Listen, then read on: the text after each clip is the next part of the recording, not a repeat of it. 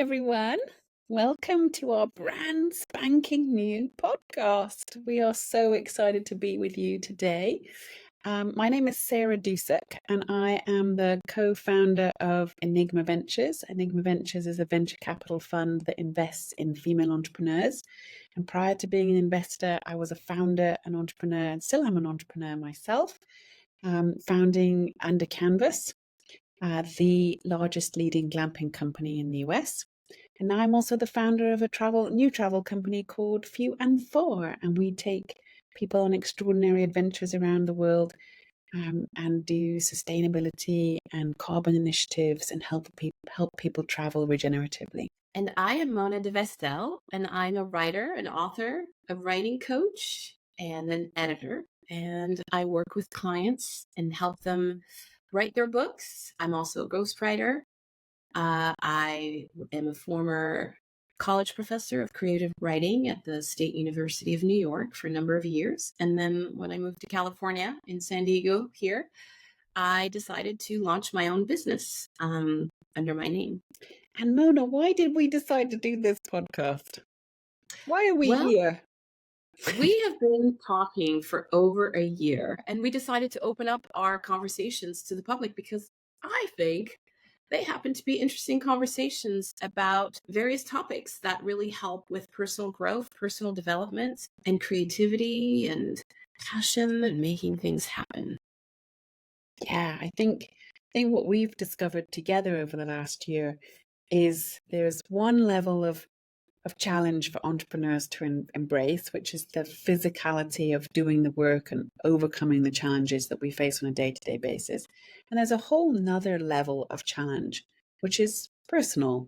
And the challenge of overcoming and figuring out how to do life whilst you're doing hard things is kind of the juxtaposition of this conversation, isn't it? It's like, how do we do hard things? How do we make things happen? And how do we live our best lives at the same time? I think we also need to explain the context of our conversations, perhaps. Why have we been? Idea. Yes. Why? This happened because I have written a book that's coming out in September 2024. It's called Thinking Bigger, a pitch deck formula for women who want to change the world.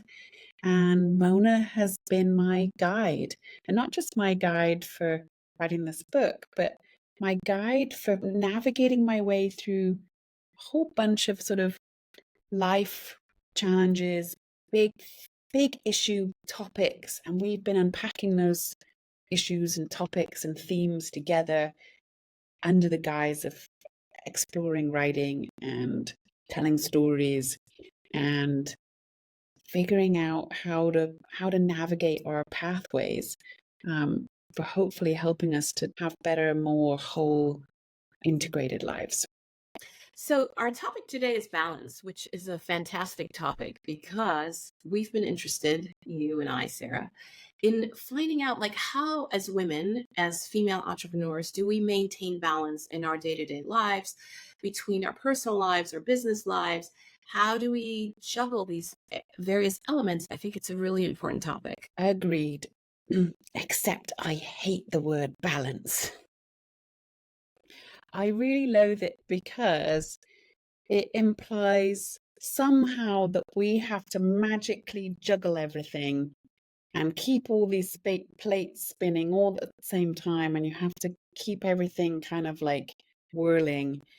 And it feels impossible. To me, balance feels impossible. It feels like having balance is really, really difficult because at any one moment in time, you're making a choice to spin this plate as opposed to spin this plate. And maybe that one's, coming to the end of its spin cycle, and you just have to try and catch it in time before it falls to the ground. And it feels like there's this very kind of pressurized sense of trying to get it all right and hold everything in tandem.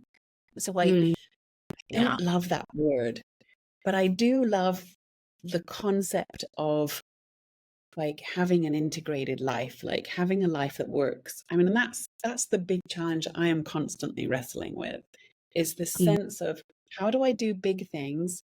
How do I do the things that I'm dreaming about? How do I make extraordinary things happen and not kill myself at the same time?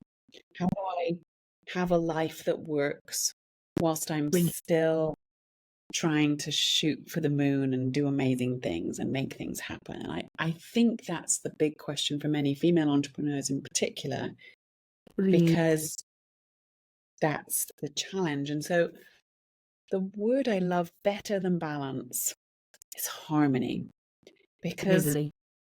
the idea of harmony is, it's like when you have a song that's being sung in harmony, it's like a layering. It's Mhm. like a building depth, building much more beautiful sound from putting many different things together. And I Yeah. like that idea because that's what we're doing as women, right? We're putting lots of different things together and they have to be in tune with each other in order for Mhm. life to work. And if life is not in tune, it's not Mhm. working. And that's why harmony for me is a much better visual. It's like this idea of, can I layer the components of my life to make a better song that sounds beautiful, feels beautiful, is beautiful, and doesn't make me feel like I'm under enormous pressure all at the same time. Yeah, I love that actually.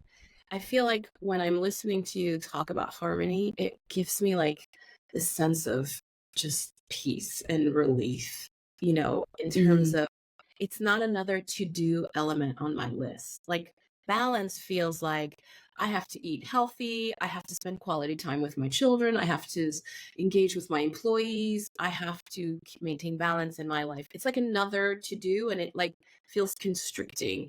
But harmony feels like it's something that emerges out of different elements brought together to create a yeah, third sound, to create something that emerges and that opens up space, that opens breathing space for us, which I really I like it too because it feels like you're creating something. It feels like. like Mhm. I'm trying to create something with my one life. I'm trying to Yeah. bring many threads together and Mhm. hold them all together in a way that they make sense together. And that's what I like about that terminology as opposed to balance, because balance just feels like, "Ah, that's a lot of pressure to try and get that right." But whereas when I think Absolutely. about harmony, I think about, how do I bring these things together so that they work? And Mhm. often, we feel like our work lives and our personal lives and our family lives don't work together.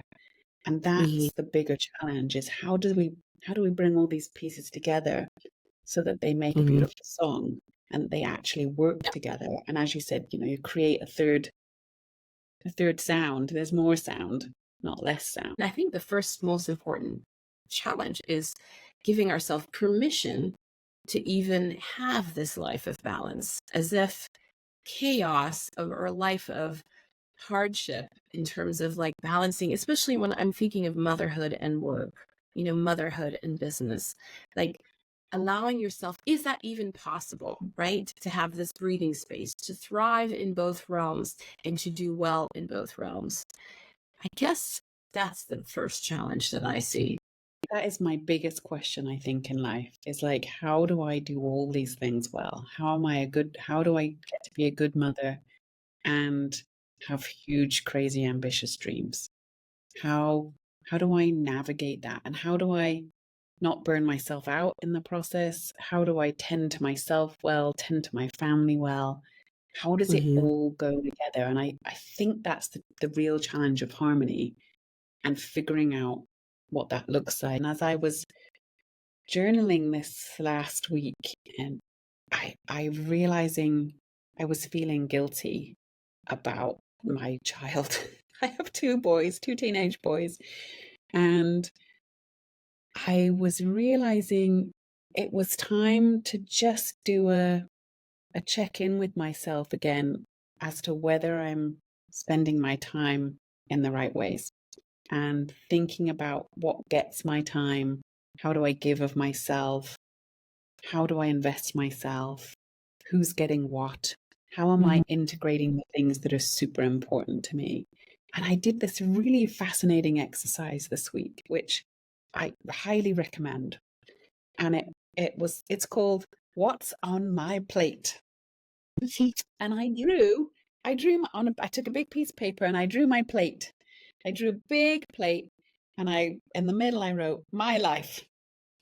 And on my plate, I wrote all the things that are on my plate, all the Mhm. things that I have responsibility for, down to like managing the dogs and like making sure everyone takes their medication and like, you know, every I bucketed things. So I was like my household management, my family, managing, making sure everyone gets birthday cards. Like I just did a big brain dump of Mhm. everything that sits in my wheel of responsibility, and including the different components of my work, breaking them down in sort of really big buckets. And it took me a couple of hours, but it was actually a really therapeutic exercise to do. And what I realized when I was done and I looked at this page, of course, the first thing you see is just like, wow, there's a lot on this plate. This plate is very busy. But I even put down on the plate things like self-care, my own wellness, health. Mm. But what I did once everything was on there, I took a highlighter and I asked myself, okay, out of everything on here, which of these things is the most important to me? Like, Mhm. what do I care about the most? If I'm like, I can't do it all, I'm having to make some hard choices, what's staying on the plate and some things we can't get off the plate, right? But the interesting thing was, as I started to highlight what's super, super important to me or where I want to give my energy, you can then see, wow, actually, there are some themes emerging about what's the themes that I was highlighting. And even as I looked at my work plate, or my work portion of my plate, I could see the areas that were more important to me, the things that only I could do, the things that were really significant for me, as opposed to the things that were less significant. And it was a fascinating exercise just thinking about priorities. And that is one of the things that I think is super important as we start to think about harmony and things working, is we have to have clarities about what's most important to us, because we have finite time, finite energy, sometimes finite resources, right? So we have to get really clear about what are our priorities. And as I looked at my own plate and I could see the things that I could highlight, I had four big buckets. And you maybe people have more than four buckets, but I could suddenly, it gave me real clarity with like, if something's not in these four buckets, I have to put it lower down on the pecking order. I have to deprioritize it. It can't be the focus of my day, because it's not in my top priority. And then it becomes, how do I delegate more? How do I get more help? How do I think about giving other people responsibility for the things that I'm taking responsibility for? How do I prioritize how I spend my best hours in the day? Because not every hour is equal, right? Mhm. But it was Yeah. just a fascinating exercise again to figure out, oh, is there anything that needs to come off my plate? Or how how do I give myself to this plate in a different way? And how do I think about how I'm prioritizing all the things that are in the mix? Mhm. Yeah, I think that's a really, really important question. In our discussions, we discovered that actually giving to yourself can open up much more space to give to others. And I know that seems like obvious. And I know, in airplanes, they show you the oxygen mask that you have to put on your face first. And because if you're unconscious, what can you do for your children or for your Help partner or anyone. anybody, right? Um, but it doesn't seem to it's something for me in it anyway. I have to remind myself of this constantly and I'm not just talking about self-care, because self-care is obvious, like get enough sleep, take time to exercise, all these things, great. But it's also more about like what brings me so much joy that may not have anything to do with giving to anybody, right? What is actually my precious thing that's going to nurture and fulfill me and fuel me. And that's where it falls into a territory for me that I think, oh, am I being selfish? Because while I'm doing this thing, I really could be doing this other thing that really is like top priority, right? So that's something that comes up for me. I don't know if that comes up for you. 100%, because, and I think that takes us back to this whole idea of harmony being how we live in alignment with ourselves. Ultimately, that's really what we're talking about, right? We're integrating the different components of our lives, and we're saying, this is me living in alignment with myself, and understanding what's super important to me, understanding what's my priority, and taking care of myself. Like that, I think, we can't over exaggerate how important just our own well being is in terms of our own alignment with ourselves and our own capacity that that creates to do many, many other things. The more depleted I am, the less I can actually handle on my plate. The more full I am, the more capacity I've got within myself because I've taken care of myself, the more I can actually accomplish, which is such a paradox because what you're effectively saying, I have to give myself time to do X, Y, and Z, whatever it is that nourishes you. And, there are many different ways we can be nourished, and they're very personal. But the more we can do that, the more capacity we actually have for doing meaningful, impactful, great work. And the more depleted we are as humans, the more out of tune we're likely to be with our lives, and the less the output is likely to be. Yeah, I agree. I think this is where maybe we can introduce the topic of cover crop. I was just thinking about cover crops. Yes. Cover crops. Yeah. That's what you and I discovered together this year as you helped me establish a rhythm of writing. Mhm. And spending a few hours every day. I mean, I was writing a book, so I had a deadline. But after the deadline disappeared, and after I had finished writing this book and submitted it to the publisher, I realized I didn't want to stop writing because I realized that writing was such a gift to me.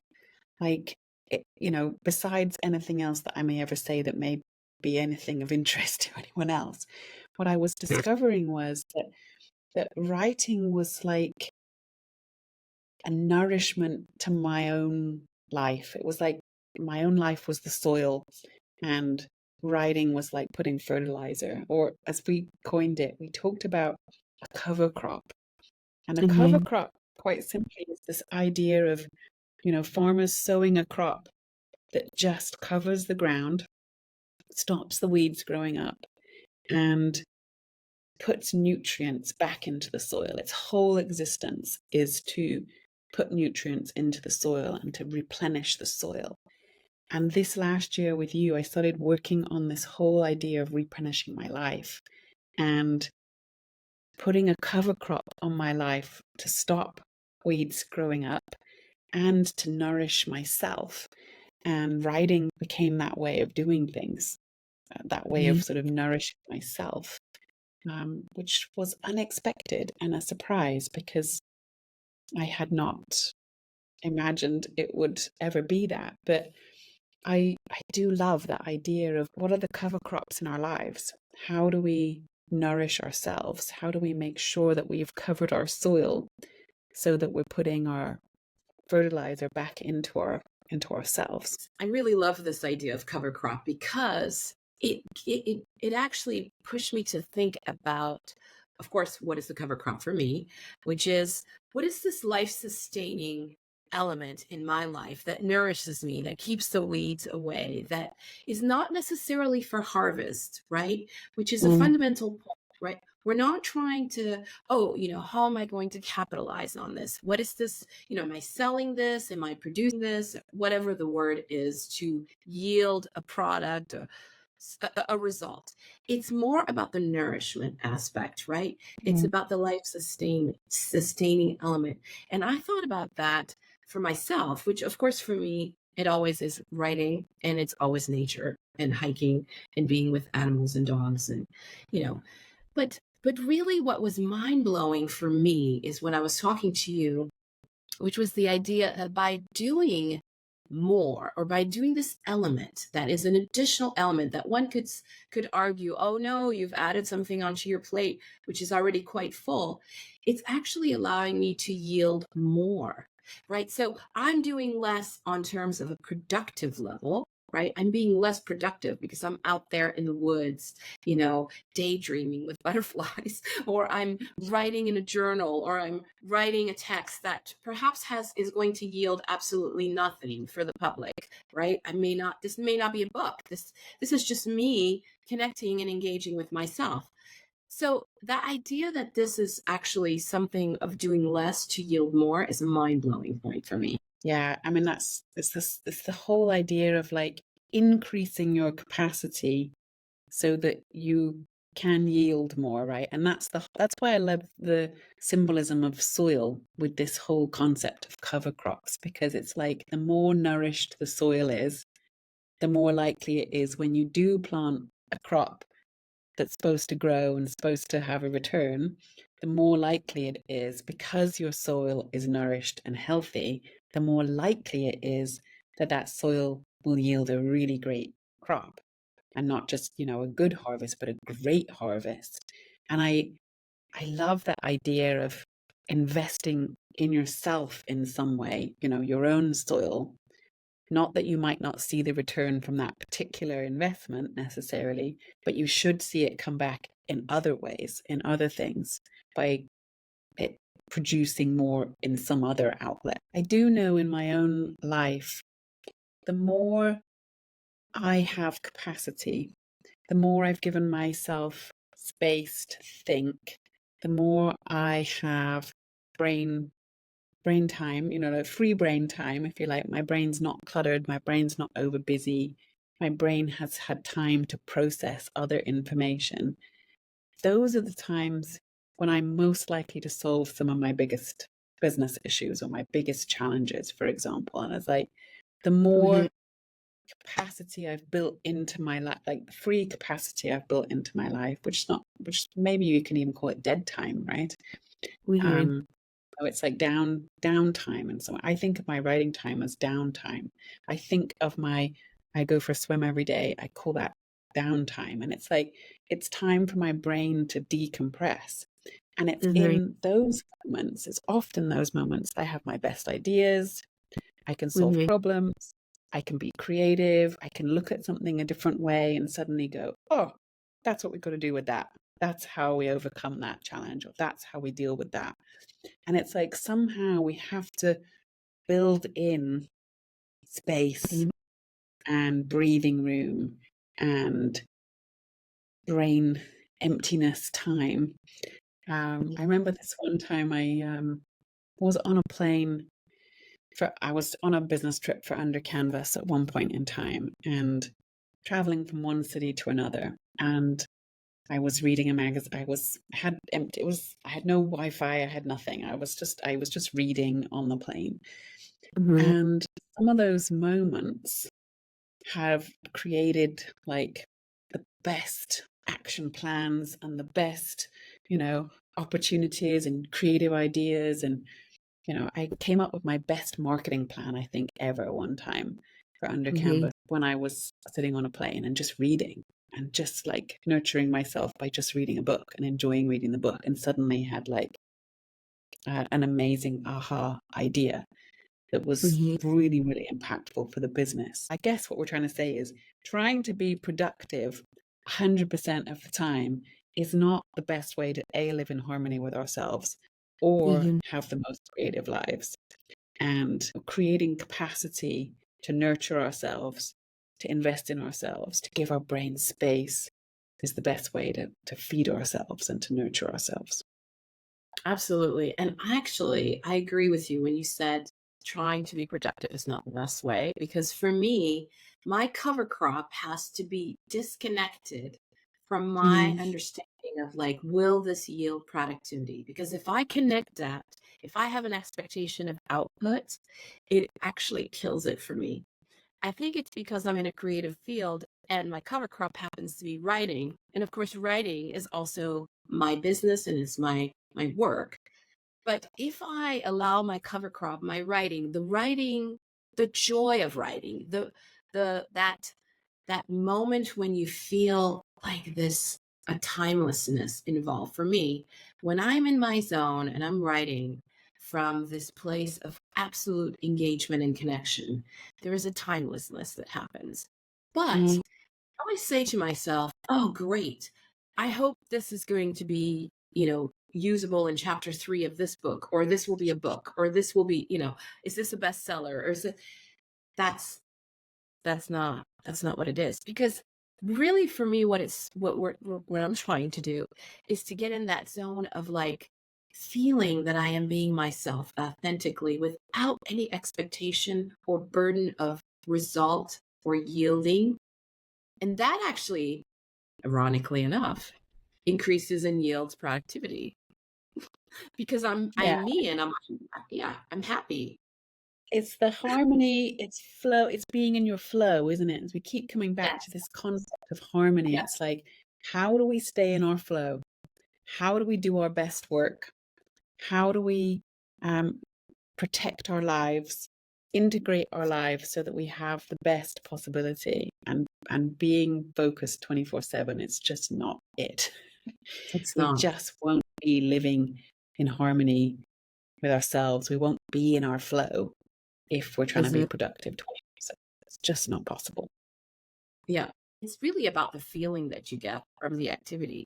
I think for me, it's how I feel when I'm in my zone. Therefore, I am, like you said, you're on that plane and you're getting your best ideas, right? Yeah, If you exactly. didn't sit down and say, I need to get my best ideas because I need to, raise Solve this my problem. business, Yeah, right? No, you didn't. I yeah. think that's the key is to disconnect the two. So we've got things like cover crops being writing, journaling, walking, being out in nature. I mean, they're going to the spa, reading a book. I mean, exercising. I mean, they're endless, right? I mean, but it's figuring out what what could be some of those life-sustaining things for you that could effectively help you be more in your flow, more of it. I think it's really for me going back to childhood. As a child, like children don't like put it on their to-do list to have fun. They just have fun. Like you watch children and they play and they every opportunity they can, they're playing. And I think for us, it's just trying to remember like what was it that made me so joyful as a child? Not so much the specific activity, but what was that feeling and what was happening for me? You know, how did that feeling come about? So when you retrace your steps there, I know for me, it's about freedom. That's the retracing of the steps is like what made me feel genuinely free and that I was Mm. just me, unconfined, unfettered, and boundless. And so that could be, I think, a first step is to try to answer that question like, what makes you feel so free? I also like the idea of tapping into our own creativity. There was a study that I just saw this last weekend, actually. There was a study carried out trying to determine, this was a NASA study. They were trying to discover more geniuses. They were trying to find geniuses and try and predict genius because NASA wanted to hire more geniuses. So they were trying to figure out like how do we go how do we go find more geniuses?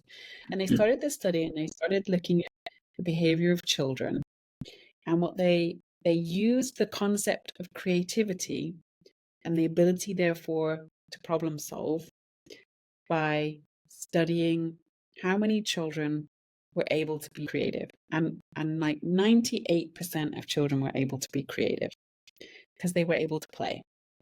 And those children, because they could be creative, could solve problems. Therefore, they deemed 98% of children were geniuses. They did the same experiment, like 5-year intervals, and followed the same group of children. And what they discovered was that every 5 years, less and less people became geniuses Right. because And then on the less and flip, less people were playing and less people were being creative. And the older people got, their creativity decreased and their Mhm. level of genius, therefore, also decreased. And what they found by the time that most people reached 40, 50 years old, we were down to like 2% of the population being geniuses because we have eliminated creativity. And so I love the idea of like, how do we stay in touch with our own creativity? And you alluded to it, Mona, with like, how do we reconnect with play? How do we Mhm. reconnect with having fun? And how do we find outlets for ourselves to be creative? And that's what writing did for me this last year, was it enabled me to be creative in a different way. And so use a different part of my brain, unlock a different part of myself, to stimulate myself in new ways, really. And I think that's a great question to ask ourselves. How can I stimulate my own creativity? Yeah. How much do I play? How much am I able to connect with myself through play or creativity? And can that help us find our cover crop? Mhm. And I think that's a secret ingredient to great writing as well, is playing, having fun without wanting to yield something I specific. think that's the secret ingredient for everything, not just for Yeah. writing. No, I know. We say that all the time, working with entrepreneurs. It's like, if you don't care and if this isn't fun to you, solving this problem isn't fun, if you don't Mhm. love doing this thing, chances of you being able to build a successful company are really slim. Right. If this is not a fun activity, you're not likely to succeed. Right. But it's like, if you tell somebody you're going to write a chapter on leadership, you're going to write this very specific thing, and That does their not parents, sound fun. it does not sound fun. They don't know where to start. They're stiff. But then if you say to them, "Tell me about one of your earliest memories," that's the key. It's like, write about something that you love, that you remember, that brought you joy, and then essentially you're off to writing something that then can be carved and moved and shaped and edited. But that's true of life. That's the metaphor. That's the cover Where you crop, right? When connect, you went out, you're yeah, connecting, you're reconnect connecting. with yourself, with your And true again, self. that's what harmony is all really about. It's connecting these dots so that they sing with each other, right? And it's like finding ways to connect with ourselves, finding ways to unleash different parts of ourselves, to create capacity for ourselves so that we can be our best version. Absolutely. So maybe that's our challenge for everyone listening today, is to think about maybe what's on your plate, and maybe thinking about what your cover crop might be. It's like, how could you go about thinking about what could be the nurturing, life giving, sustaining, soil enhancing thing that you could do in your life that could really, really nurture you and effectively, ultimately, sustain you and help increase your yield? And I think, thinking about your own cover crop is would be really exciting. I'd love to hear what you think your cover crop is, and how you found your cover crop and what your cover crop is. That would be great. I would love to hear from you. I love that. And I think also giving yourself permission to really discover what makes your heart sing and what brings you joy.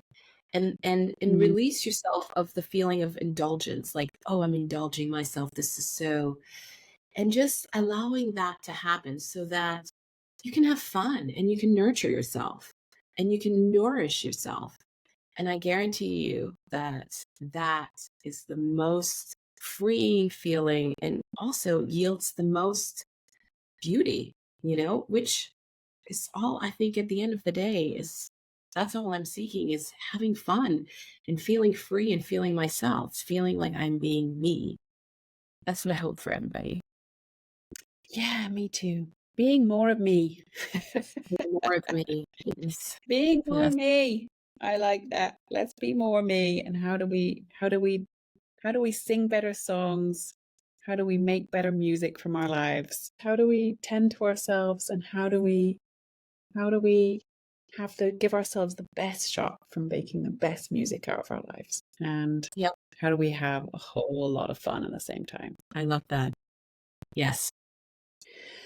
So this was it. Podcast number 1. Super excited that you joined us. And hopefully we'll have a few more of these conversations. Come back and join us again. Thanks, everyone. Thank you.